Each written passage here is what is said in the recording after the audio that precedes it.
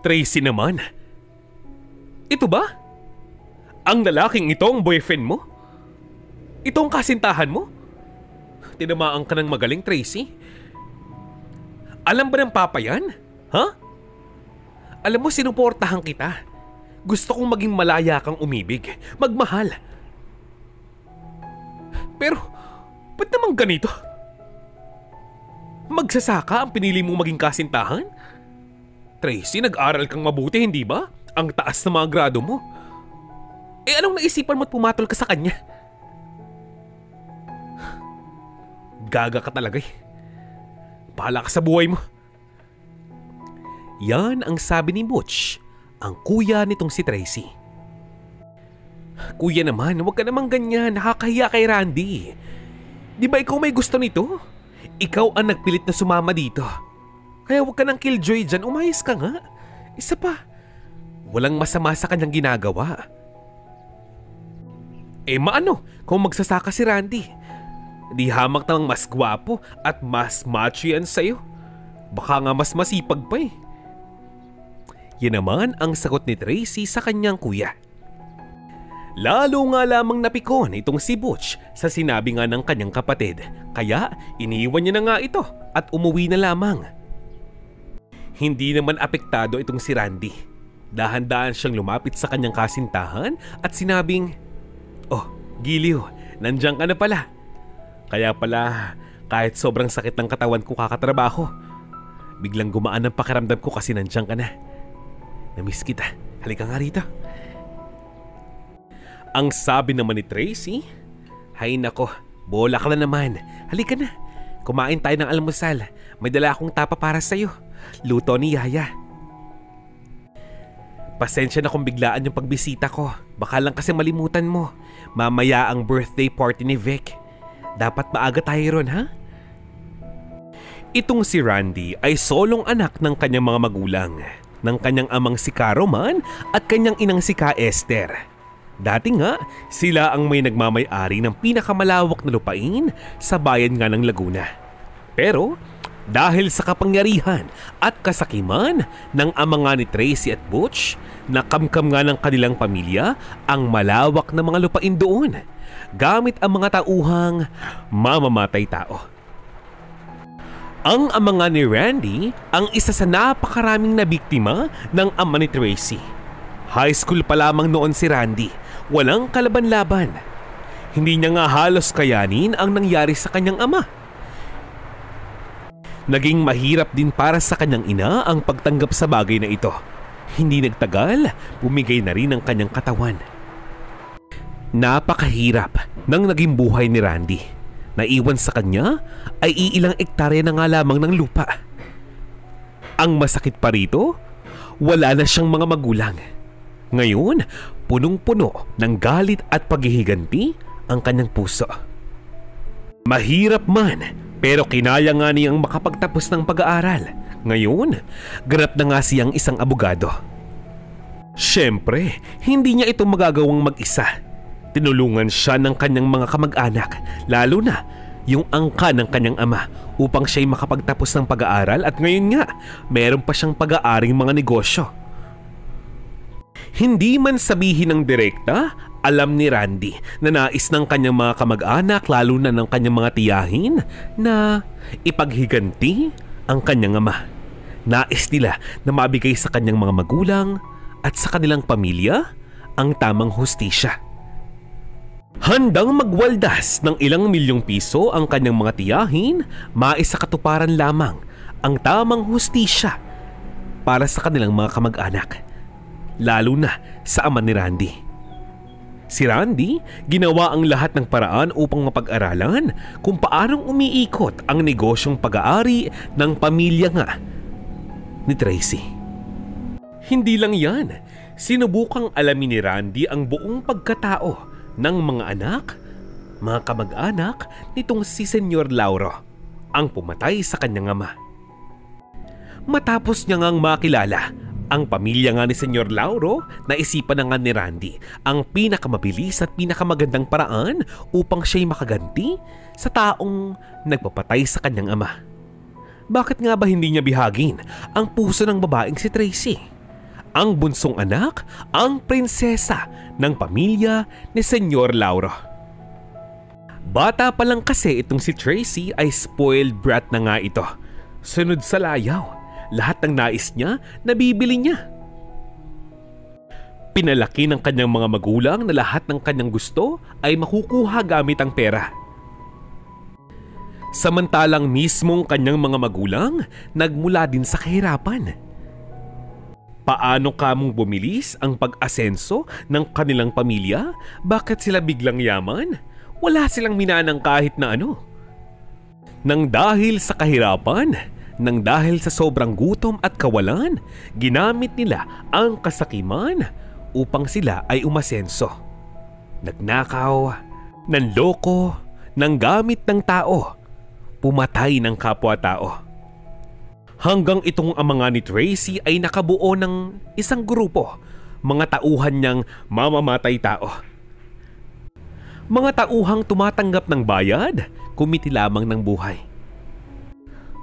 Nagsimula silang bumili ng maraming mga lupain at kapag hindi pumapayag, alam niyo na ang kanilang gagawin. Halos ang malawak na mga lupain sa paanan nga ng bundok, pag-aari na nga nitong si Senyor Lauro. Sa paligid nga noon, makikita ninyo napakaraming pabrika at mga iligal na sugalan. Pag-aari din yan ng pamilya nga ni Senyor Lauro. Sa makatuwid, mahirap kalaban ang pamilya Zaragoza. Pero para kay Randy, wala nang ibang paraan.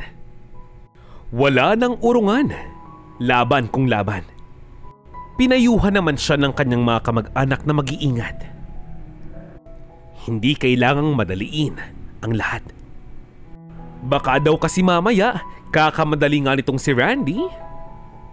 Siya naman ang mapag-initan ng pamilya Zaragoza. Sa punto't pagkakataong ito, halos lahat ng kapatid ng kanyang ama ay nasa ibang bansa na. Siguro dahil sa takot din kay Senyor Lauro. Umaasang doon ay hindi sila masusundan. Tuwing nakakausap nga ni Randy ang kanyang lolo, bumabalik sa kanyang isipan ang lahat ng kanyang memorya nung buhay pa ang kanyang ama. Riwang sariwa pa sa kanyang alaala. Gabi noon, sinadyang dukutin ng mga tauhan nga ni Senyor Lauro ang kanyang ama at pinapirma. Pinapirma sa mga dokumento at pinapalabas nga nila na ibinenta ni Caramon ang kanyang mga lupain dito kay Senyor Lauro. Si Caramon ay malaking tao. Malaki ang kanyang katawan, matibay ang kanyang loob at sadyang hinahangaan siya ng karamihan. Kaya lang, aanhin mo ang tapang na ito. Kung sabihin ng mga kalaban mo, nakikita din nga nila ang buhay ng asawa at anak mo kapag hindi ka sumunod sa kanila. Masakit man para kay Ramon, pumirma nga ito sa kasunduan. Imposibleng magkamali itong si Randy dahil noon pa man sinasabi na nga ng kanyang ama na hindi niya ibebenta ang mga pag-aaring iyon. Ang masakit pa dito, ang akala nga ni Ramon ay makakauwi na siya sa kanilang bahay kapag pumirma na nga ito ng dokumento. Pero siya'y nagkamali. Lumipas ang isang linggo, halos isang buwan. Nakakulong pa rin siya sa kulungang ginawa ng mga tauhan ni Senyor Lauro. Doon, bihira siyang pakainin, bihira siyang painumin. Ngayong nanghihina na ang buong katawan nga ni Ramon, malapit na nga itong bawian ng buhay. Pero syempre, hindi maaaring pumayag si Senyor na sa kanyang poder pumanaw ang lalaking ito. Kaya inutusan niya ang kanyang mga tauhan na palabasin ng kulungan ang lalaking ito. At doon, sa malawak na highway hayaang tumakbo, gumapang, lumakad. Tapos, sagasaan. Para palabasin na hit and run lamang ang dahilan ng kanyang pagkamatay. Easy, hindi ba? Sa ganoong paraan, maiiwasan na magkaroon ng mga taong magduda sa katauhan ng Senyor Lauro. May mga kumakalat pang balita noon na si Senyor nais daw tumakbo ng politika. Kaya sa lalong madaling panahon nais niyang linisin ang kanyang pangalan, pabanguhin ang kanyang apelyido upang siya'y hangaan at paniwalaan pa ng mas maraming tao. Di ba nga, uso yan? Kapag ang isang politiko ay nagmula sa mahirap na pamilya, yang kadalasan ang ibinoboto ng masa. Kaya lang, ngayong patay na si Ramon, nakita sa autopsy ng kanyang bangkay na namatay ito. Hindi lang dahil sa sinagasaan siya ng sasakyan, pero dahil sa dehydration, dahil sa gutom. Napakasakit para kay Randy at sa kanyang ina ang pangyayaring ito. Dahil sabi nga ng mga doktor, hindi lang to basta hit and run. Dahil hindi iisang beses sinagasaan itong si Ramon. Malamang 3 beses pa. Para masigurado ang kanyang pagpanaw. Nang dukutin pa lamang itong kanyang ama, malaki na ang kutob nga nitong si Randy na itong si Senyor ang dahilan ng kanyang pagkawala. Ngayong patay na ang kanyang ama, malamang ito rin ang dahilan. Nais niyang gumanti, subalit anong kanyang magagawa? Simpleng high school student lamang siya nung panahong iyon. Kaya, sa tulong at payo ng kanyang mga tiyahin, tumahimik muna ang kanilang pamilya na para bang walang nangyari. Tahimik man, hindi sila maaaring pumayag na hindi dumating ang tamang hustisya para sa ama ni Randy. Hindi sila papayag. Ito ang punot dulo ng lahat ng galit at puot sa puso nitong si Randy. Ngayon na meron na nga siyang kakayahan, makakabawi na siya sa pamilya ni Senyor. Gamit ang kanyang kakayahan, napaibig niya ng tuluyan ang bunsong anak ni Senyor Lauro, si Tracy. Balik tayo kay Randy at Tracy. Nung umaga ngayon, kumakain nga sila ng agahan, kinausap muli ni Tracy ang kanyang kasintahan at sinabing huwag kakalimutang pumunta sa venue ng party nga nitong si Vic. Tila ba walang kaalam-alam at walang pakialam itong si Tracy na habang kalandian niya ang kanyang kasintahan, napakaraming mata ang nakatingin sa kanya. Ang mga taong nasa paligid nga nila umiisip ng paraan paanong gaganti kay Senyor, paanong papatayin ang babaeng si Tracy. Ang bulong ng iba, bakit hindi mo itali ang kanyang katawan at ipahila sa kabayo? Ang sabi ng isa, bakit hindi mo lasunin? Ang mga tao ngayon, napakalaki ng galit dito kay Senyor. Kung sa bagay, hindi ko naman sila masisisi. Subalit hindi iyan ang nais mangyari nga ni Randy. Kung kanilang kikitili ng buhay ng babaeng ito, masyadong madali, masyadong mabilis. Kailangan niyang mahirapan, kailangan niyang magdusa, at sa pagkakataong ngayon, kailangan maapektuhan ng kanyang pagdurusa ang kanyang sariling ama. Ngayon, ang nais ni Randy ay hindi lamang si Senyor ang maapektuhan ng paghihirap ni Tracy. Dapat ang buong pamilya nila. Sa istoryang ito, hindi lamang itong si Randy ang nais maghigante kay Senyor. Halos lahat ng kanyang mga kababayan nais bumawi, nais makuha ang tamang hustisya para sa kanilang mga pumanaw na kamag-anak. Mahirap man, delikado man, pero pinag-aralan nga nila kung paano humawak ng mataas na kalibre ng baril. Inaabot man ng matagal, pero natuto na nga sila pagkatapos ng napakaraming pagsubok at training. Nangako sila sa puntod ng mga pumanaw nga nilang kamag-anak na magbabayad si Senyor sa kahayupang ginawa niya sa kanila. Sasabihin ng iba dyan, bakit hindi sila magsumbong sa pulis? Bakit hindi magsumbong sa mga nakakataas, hindi ba? Sa gobyerno? Walang epekto yan dahil sa pera't kakayahan ni Senyor nagawa niyang bayaran mismo ang batas. Mahirap mang tanggapin pero nagawa niya. Nagawa niyang lusutan ang patong-patong na kasong inihain sa kanyang pangalan. Nagawa pa nga niyang magpa-party kamakailan lamang. Hanggang sa dumating na nga ang kaarawan ng kaibigan nga ni Tracy na si Vic. Sinadya ni Randy na malate siya sa venue ngayon. Sa loob ng venue, napakalakas ng musika, kantahan, tugtugan, sayawan at nangunguna sa kwentuhan at kayabangan itong si Butch, ang kuya nitong si Tracy. Kaya nga, sabi ko nga sa inyo, hindi marunong makinig yung babaeng yan. Bala siya sa buhay niya. Ikaw, anong oras na? Tracy, nasa na ang boyfriend mo? Ha? Proud na proud ka sa kanya, hindi ba? Nasaan siya ngayon?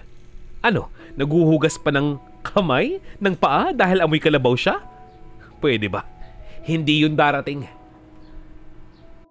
Hindi nababagay ang katulad niya sa lugar na katulad nito. Alam mo yan, hindi ba? Alam mo yan. Pero ang sabi ni Tracy, "Hay naku kuya, ano ka ba naman? Masyado kang insecure sa kanya. Palibhasa, mas magandang lalaki yung boyfriend ko kumpara sa'yo. Tignan mo nga yung tiyan mo. Ay, bahala ka sa buhay mo dyan. Sige na, tatawagan ko muna si Randy. Huwag mo na akong sundan. Ano ba? Kaya ko ng sarili ko." Yan ang inis na sagot ni Tracy sa kanyang kapatid. Sinusubukan niyang tawagan si Randy pero naka-off ang kanyang cellphone. Ano ba naman yan? Nung isang araw ko pang sinabi. Bakit hindi pa siya dumarating? Nagsimula ang party almost 6 o'clock na. Dapat nga alas 5 pa. Pero sa paglipas ng mga oras, si Randy hindi pa rin dumarating. Anong oras na ngayon, no? Alas 9 na. Wala pa rin. Ilang bote na nga ng alak ang naubos ni Butch pero wala pa rin si Randy. Alas 10 na pero wala pa rin ang lalaking pinakamamahal daw ni Tracy. Maya-maya pa ay dumating na nga itong si Randy. Nakasakay siya sa kanyang mamahaling kotse at syempre nakakaswa lamang itong kasuotan. Ibang-iba ang kanyang aura, ibang-iba ang kanyang datingan. Sa paglakad pa lamang niya, kitang-kita na siya ay may class talagang tao. Edukado ang datingan. Amoy na amoy nila ang mamahalin niyang pabango. Hindi nakapagtataka na sa gwapo ng kanyang mukha, karamihan ng kababaihan nakatitig lamang sa kanya. Akalain nyo, biglang nawala ang init ng ulo nitong si Tracy nang makita niya ang kanyang nobyo. Agad niya itong nilapitan, sinalubong ng halik at yakap. Para ipakita lamang sa maraming tao na siya ang kasintahan ng gwapong lalaking ito. Habang itong si Butch, may tama na nga ng alak, nag-iinit ang ulo. Bakit daw ganun ang itsura ni Randy? Bakit mukha siyang doon? Bakit mukha siyang mamahalin? Mukhang mayaman. Samantalang magsasaka lamang ito. Alam naman ni Butch na itong si Randy mayroong pag-aaring mga lupain, pero hindi naman daw yung ganung kalaki. Yamot na lumapit itong si Butch kina Tracy at Randy. Ang sabi nga niya, "Hoy! Anong itsura yan? Akala mo kinagwapo mo yan? Kahit anong kasuotan ang isuot mo, kalabaw ka pa rin. Kung akala mo hinahangaan ka ng mga tao dito dahil nakatingin sila sa'yo, nagkakamali ka. Nakatingin sila sa'yo kasi umaalingasaw yung baho mo." Hindi ko nga alam kung kaninong bangkay ka ng hiram ng damit na susuotin mo ngayong gabi. Ha? Ikaw, rumenta ka pa talaga ng mamahaling sasakyan para ano? Para ipakita sa amin dito? Sabihin mo nga sa akin. May kaibigan ka sigurong hiniraman mo ng pera, no? Ha? O kaya naman, yung lupain mo, isinangla mo. Hindi? Baka naman talagang meron kang illegal na negosyo. Aminin mo na. Siguro drug lord ka, no? Sa itsura mong yan. Mukha kang hindi gagawa ng maganda. Alam ko na. Siguro ginawa mo ang lahat ng ito para maniwala kaming kaya mong buhayin ng kapatid ko. Para sumang-ayon ako sa pag-iibigan yung dalawa. Ha? Ganun ba yun? Ano man ang sabihin nitong si Butch kay Randy, hindi siya nagpapaapekto. Hindi niya ito iniintindi. Hindi niya ito pinapansin. Kaya lang, sa loob-loob niya, ang galit niya napapalitan ng tuwa, ng galak. Dahil ngayon, nag-aaway na ang magkapatid, si Tracy at si Butch. Ano ba kuya? You're so killjoy eh. Ano ba naman? Hanggang dito sa party ganyan ka pa rin. Pag insecure ka, naiinggit ka lang sa kanya eh. Kasi afford niya ang ganyang klase ng itsura. Ikaw hindi. Di ba? Ikaw mismo ang dahilan eh kung ba't ka iniiwan ng mga babae. Nung simula, gustong gusto ka nila, pero habang tumatagal, nalalaman nila ang ugali mo. Kaya ka nila iniiwan, di ba? And look at yourself, kuya. Tingnan mo sarili mo. You don't even look like a good man. Ang laki ng tiyan mo, ang taba ng braso mo, ni hindi ka nga na... Teka lang. Alam ko na.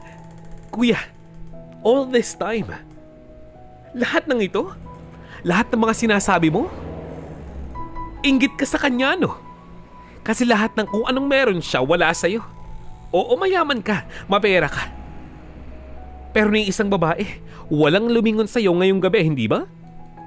Di ba? I know you. You're very low like this. Wala ka talagang kwenta, kuya. Napatahimik na nga lamang si Butch, samantalang si Randy, tuwang-tuwa. Ang kanyang kalooban nagagalak habang nakikitang nag-aaway ang magkapatid na ito. Nagpatuloy na nga ang parting iyon. Inuman, kwentuhan, tawanan, lahat sila pinapakisamahan lamang nitong si Randy. Si Butch nasa isang sulok lamang. Bandang 2:00 na nga noon, patapos na nga ang party. Napansin nga nitong si Randy na itong si Tracy nagtutulog-tulugan, naglalasing-lasingan. Siguro iniisip niya na iisipin ni Randy iuwi siya sa kanilang tahanan. Pero nagkamali si Tracy. Akala niya hindi nahalata ni Randy ang kanyang pagkukunwari. Paglabas ng venue, nakita nga niya sa di kalayuan ng mga tauhan ni Butch. Pinabuksan nga niya ang isa sa mga kotse ni Butch at ipinasok sa loob si Tracy. Dali-dali nga siyang umalis. Balikwas naman si Tracy. Galit na galit nga ito. Akala nga niya, matitikman na niya ang tunay na langit sa piling nitong si Randy. Pero hindi pa rin pala. Masakit para kay Tracy ang nangyari ngayon dahil lahat na nga ng bagay ginawa niya maakit lamang itong kanyang kasintahan. Pero sa huli, hindi pa rin siya nagtagumpay. Itong si Randy, matalino, abogado, negosyante, kaya naman nang sumunod na linggo, marami pala siyang nakabinbin na mga meeting. Meron siyang schedule sa ibang bansa, isang meeting kasama ang mga kliyenteng taga-ibang bansa rin. Sabi nga ng kanyang sekretarya, mahigit 1 buwan siyang mawawala sa Pilipinas. Kaya naman, para hindi magtaka ang mga tao, nagpalit siya ng cellphone number. Naka-deactivate na ang kanyang social media account. Magpapasabik muna siya sa kanyang kasintahang si Tracy. Hahanap-hanapin siya nito. Pero paano si Butch? Sinong aasikaso sa kanya? Sino ang magpapataw ng parusa sa kanya? Ang mga tao kasi, mainit din ang ulo dito kay Butch. Manang-mana siya sa kanyang ama. At alam nyo ba, sa matagal na panahon, siya na ang naging kanang kamay ng kanyang ama. Kung ano man ang ginagawa nga nito, malamang alam niya. Inaaprobahan niya. Gusto niya. Isang gabi, habang itong si Butch ay nagpapagasolina, bigla siyang dinukot ng mga hindi kilalang lalaki. Walang nakahalata sa pangyayaring ito. Dahil yung attendant nung panahon ngayon, sinigaw-sigawan at minura-mura nga ni Butch pagkatapos siyang gasolinahan. Ang sabi niya, magsi-CR lang daw siya. Hanggang sa yun, hindi na nga siya bumalik. Ang totoo niyan, mga kamag-anak ni Randy ang gumawa noong kay Butch. Binutasan pa nga nila ang sports car nitong si Butch. Malalim na ang gabi. Sa kagubatang iyon, itinali nga nila ang lalaking ito. Kahit anong gawin niyang laban, wala siyang magagawa.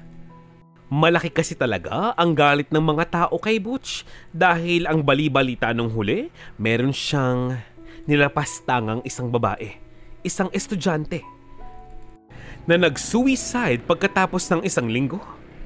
Dahil sa kahihiyan, dahil walang naniniwala sa kanyang kahit na sino.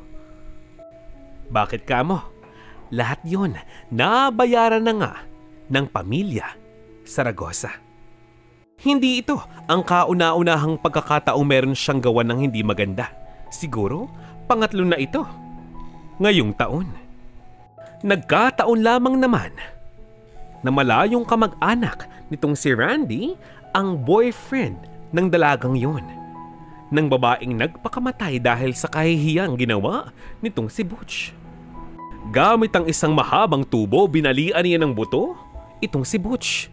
Binali niya ang tuhod nito upang hindi na nga ito makalakad. Hindi lang yan. Habang itong si Butch, umiiyak na, sigaw ng sigaw. Mura ng mura. Pagbabayarin nga daw niya ang mga taong gumawa noon sa kanya.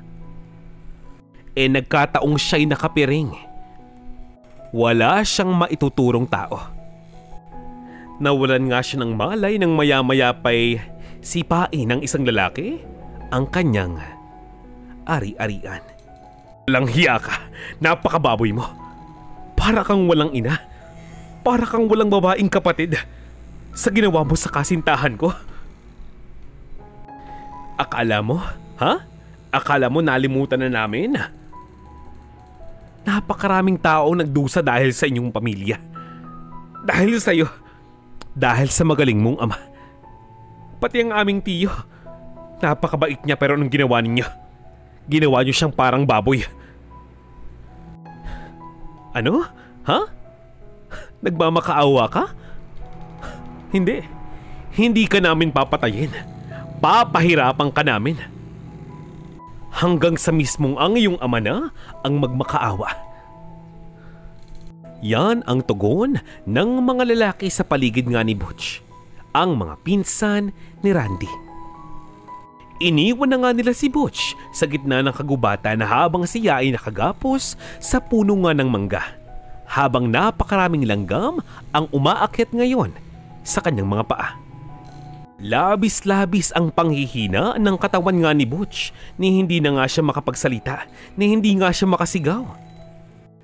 Magdamag siyang nakagapos sa puno ngayon.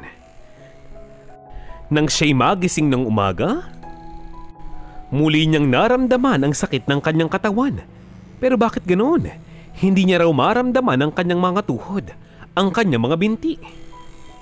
Sumigaw lamang siya ng sumigaw. Nagkataon naman na may dumadaang isang sasakyan na malapit sa kagubatan ngayon. Agad naman siyang kinaawaan at tinulungan. Nalathala pa sa balita online ang pangyayaring ito na ang panganay na anak ni Senyor dinukot at binugbog. Nagpa-interview pa nga ito sa media. Ang sabi nga lamang nitong si Butch, gaganti raw siya. Gagawa siya ng paraan, gagamitin niya ang lahat ng paraan upang mahanap ang mga taong gumawa noon sa kanya. Habang itong kanyang kapatid, galit na galit din dahil hindi niya nga makontak ang kanyang kasintahang si Randy. Baka daw mamaya may iba na ito. Baka daw maya-maya meron na nga itong bagong babaeng ipapalit sa kanya. Ngayon, si Tracy praning na. Napakaraming tao rin ang galit na galit kay Tracy kung tutuusin. Ilang tao na nga ba sa kanila ang kanyang ipinahiya online? Masyado itong mayabang, masyadong maarte. Para bang napakababa ng kanyang pagtingin sa mga tao sa paligid niya, lalo na kapag ang kanilang itsura ay hindi raw kagwapuhan o kagandahan. Siyempre, hindi naman para ipabugbog nitong si Randy itong si Tracy. Hinayaan niya lamang itong mag-isip ng mag-isip. Ito ang paraan niya ng pagganti dito kay Tracy. Hindi lang yan, hindi pa siya tumigil dyan. Bumayad si Randy ng malaking halaga ng pera upang ipasunog lamang ang mga bodega ni Senyor Lauro. Bumayad naman ng malaking halaga ng pera itong si Randy upang ipasunog ang ilang mga bodega nga ni Senyor Lauro na nagkakahalaga ng milyon-milyon. Dahil sa mahal ng mga kasangkapang nasa loob nga nito. Nagawa nga nilang palabasin na ang problemang ito, ang napakalaking sunog na iyon ay dahil lamang sa electrical wiring na hindi naayos. Nasunog dahil sa kapabayaan. Ngayon, si Senyor Lauro hindi malaman ang gagawin. Ang kanyang bunsong anak ni hindi niya makausap ng maayos. Ang kanyang panganay, bugbog sarado. Ang negosyong iniingatan at inaasahan nga ni Senyor ngayon ay naging abo. Bali-balita pa, sa loob noon ay milyong halaga ng droga ang naging basura na. Maging ang napakaraming kapulisan, wala ring magawa dahil malinis kong tumarabaho ang mga taong binayaran nga ni Randy. Mga dayo. Yung iba, mga kamag-anak niya mismo. Ang kanyang lolo na matagal na nga niyang hindi nabibisita, nalungkot sa balita. Nakakalungkot dahil hindi naman sila masamang mga tao. Pero kinailangan gawin ng mga bagay na iyon upang makuha lamang ang hustisyang para sa kanilang pamilya. Pero pakiramdam nga ni Randy, hindi pa rin yun sapat. Nang umuwi siya ng Pilipinas, winidraw nga niya ang lahat ng investment niya sa mismong negosyo at kumpanya ni Senyor Lauro. Tama ang inyong narinig, sa matagal na panahon habang gumagawa siya ng paraan upang balikan at paghigantihan ang mga taong ito, nag-i-invest din siya ng malaking halaga ng pera sa kanilang kumpanya at ngayon handa na nga siyang bawiin ang lahat ng iyon. Planado ang lahat. Ang sabi nga nitong si Senyor, aba naman, bakit naman ngayon pa? Alam niyo naman hindi ba? Naasunugan ako ng aking bodega. Huwag naman kayong ganyan. Anong klaseng business partners kayo? Pasensya na. Pero wala akong may ibigay na ganyang kalaking halaga ng pera ngayon. Huwag muna ngayon. Pero ang sabi ng tauhan ni Randy, aba senyor, mali naman yata yan. Wala po kaming magagawa. Kami man, kinakapos din po kami pero gumagawa kami ng paraan. Sana kayo rin. Ayon po sa ating kontrata, anytime, maaari naming kunin at angkinin ang aming pag-aari sa inyo. Hindi ba? Napakalinaw po sa ating usapan. Malinaw sa dokumentong ito na kayo ay sumang-ayon. Ang nasabi na nga lamang ni Senyora ay, siya kung ganoon, ang ibabayad ko sa inyo ay ang mga lupaing pag-aari ko. Tatawagan ko ang mga abogado ko. Kayo na mag-usap kung gusto mo. Alam niyo naman hindi ba? Hindi ko na kayang humarap pa sa inyo ng mas matagal. Marami akong inaasikaso. Pinag-iinitan ng gobyerno ang aking mga sugalan sa Maynila. Kailangan kong gumawa ng paraan. Sige na. Maya-maya pa'y umalis na ang matanda. Iniwan na ang kanyang ka-business meeting. Ang tauhan ni Randy, patawa-tawa na nga lamang dahil alam na nga niyang malapit na ang tagumpay para sa kanila. Hindi man agad-agad, pero ngayon, napapabalik na nga kay Randy at sa kanyang mga tauhan ang malawak na lupaing ninakaw sa kanila ng pamilya Saragosa. Halos maiyak-iyak nga itong si Randy nang muling bisitahin ang kanilang lumang tahanan. Para bang bumabalik sa kanyang alaala ang mga nakaraang kasama niya ang kanyang pamilya, ang kanyang mga magulang, ang masasayang sandali. Inabot man ang matagal na panahon, tila ba bumabalik ng muli sa kanya at sa kanyang pamilya, sa kanyang mga kamag-anak ang hustisyang para talaga sa kanila. Ang malawak na lupain, ang pera, mga pag-aari. Subalit sapat na nga bang dahilan nito upang itigil na, upang kalimutan na lamang ang paghihiganti? Sapat na ba? Tama na ba ang kanilang nagawa? Bumabalik sa kanyang alaala ang itsura ng durog na katawan ng kanyang ama habang nakahandusay sa gitna ng highway. Naguguluhan ngayon itong si Randy kung ipagpapatuloy pa ba ang paghihiganti o hindi na. Kung handa siyang itigil ang paghihiganti, paano nga naman ang kanyang mga kamag-anak, ang kanyang mga kaibigang nais pang bumawi? Paano kung para sa kanila, hindi pa rin sapat ang lahat na ngayon? Ilang araw ang lumipas, handa nang kausapin nitong si Randy ang kanyang mga kaibigan at kamag-anak. Nais niyang sabihan ng mga ito na itigil na tama na ang paghihiganti. Sapat na. Dahil kung ipagpapatuloy pa ito, Hahaba lamang ng hahaba ang sigalot, ang away, ang gulo. Siyempre, hindi agad sasang-ayon ang kanyang mga kausap na ito. Pero isang araw, nagkaroon ng himala. Nagkasagutan mismo itong si Senyor Lauro at ang hepe ng kapulisan. Ito kasi si Senyor, sinubukang suhulan mismo ng harap-harapan ang hepe ng kapulisan. Ang nais ni Senyor, mag-focus na lamang daw sa ibang mga bagay ang kapulisan.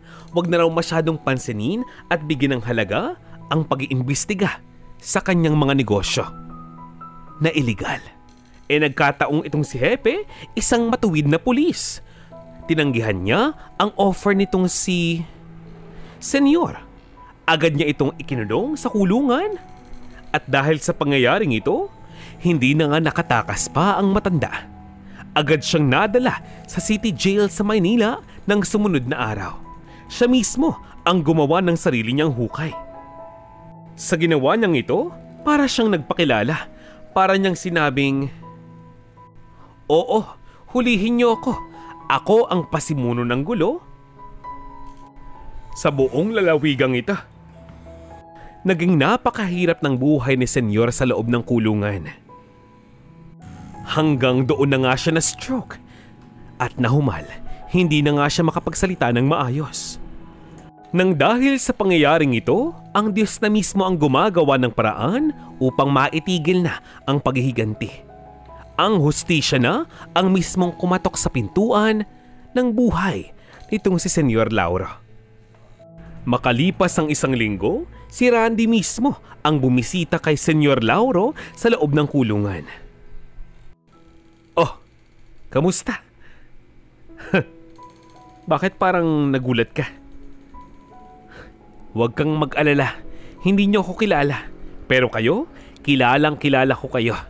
Ngayon, pagdusahan ninyo ang lahat ng kasalanang inyong ginawa sa akin, sa aking pamilya, at sa aking mga kaibigan."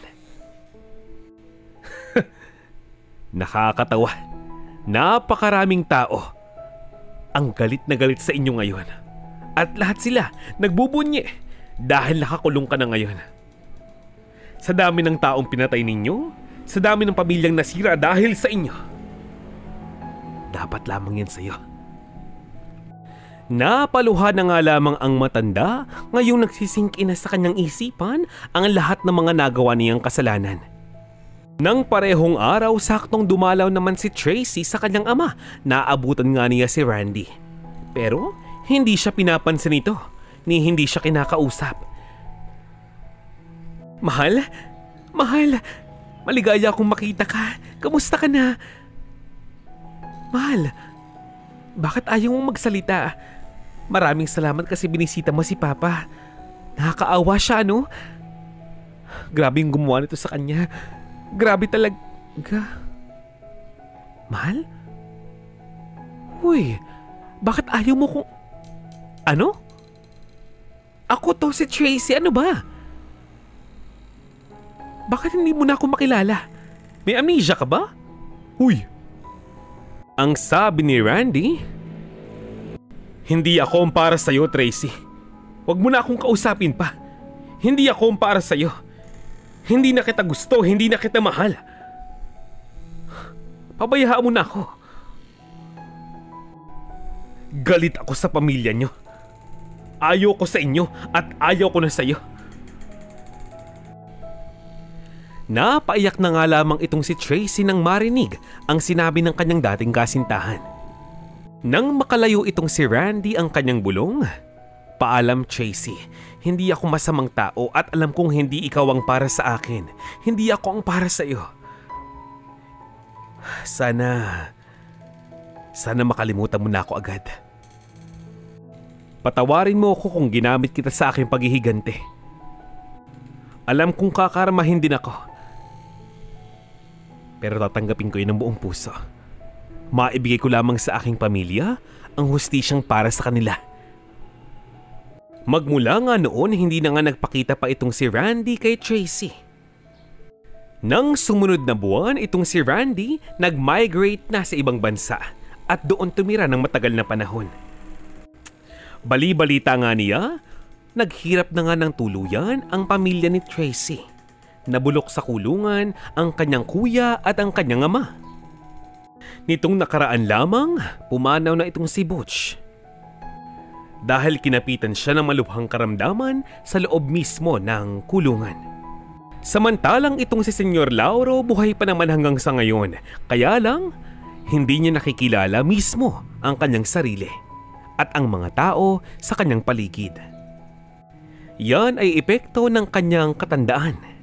Si Randy tuluyan na nga lumimot sa kanyang buhay sa Pilipinas. Pinagpatuloy ang kanyang buhay doon sa ibang bansa kasama ang ilang kamag-anak habang nakikipagkaibigan sa maraming mga tao doon.